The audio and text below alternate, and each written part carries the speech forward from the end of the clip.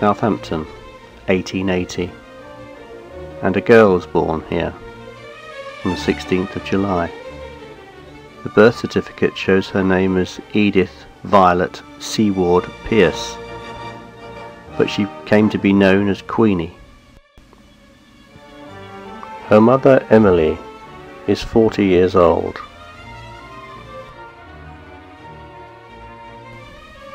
Her father is a local councillor and coal merchant. This local newspaper says of him, "His life has been one of incessant activity and usefulness."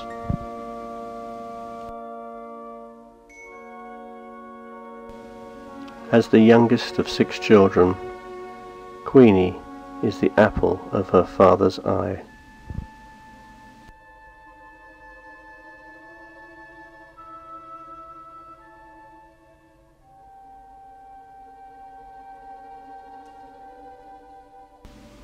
At 16, Queenie was to fall in love.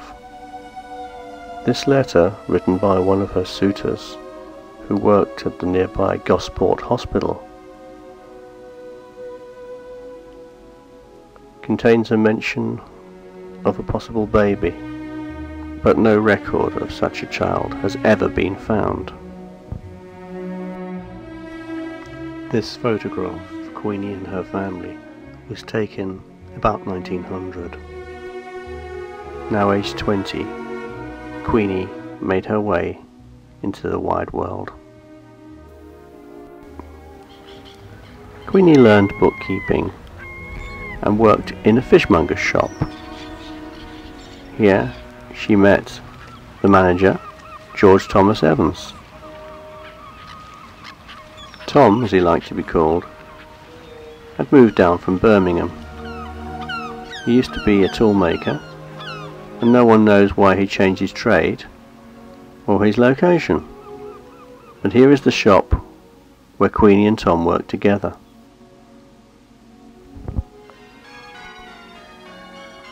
Queenie and Tom got married in 1903, here in Dartford. She was given away by her brother Wally, who lived here.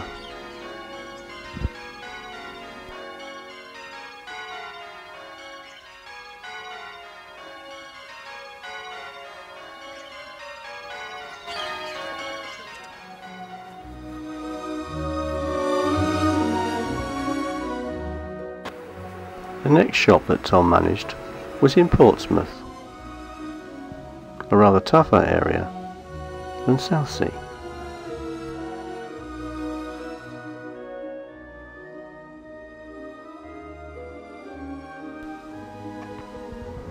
Their next step was to set up their own business in Hurstpierpoint, in the Sussex countryside.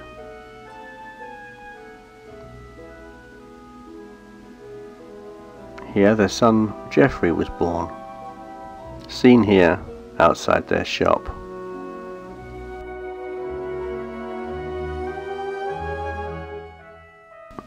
Just before the First World War, they moved to Romford in Essex. Queenie said that she was penniless and pregnant when she got there. A new baby, a daughter, sadly died in infancy. The shop was situated in Victoria Road and is still there, but now a Christian bookshop. Geoffrey was growing up, but he'd caught poliomyelitis. Queenie had to take him regularly to visits to the hospital in London.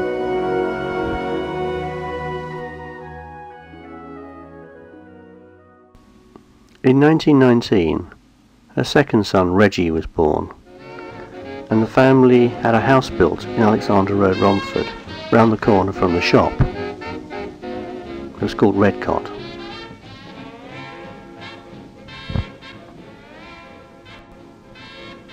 The interwar years were the halcyon days of the family.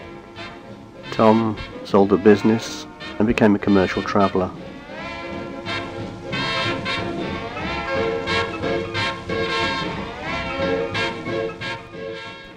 Queenie refused to be a lady of leisure and threw herself into a lot of voluntary activities. The Hospital Savings Association, for example. The Townswomen's Guild.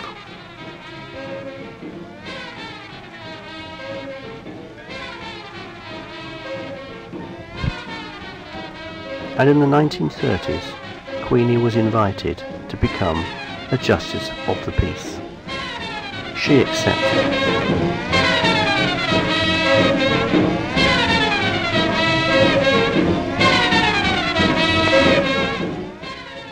Her duties involved prison visiting. Queenie was known for her compassion as a magistrate. In this case, for example, hearing that a woman was very poor, she allowed her costs to be reduced.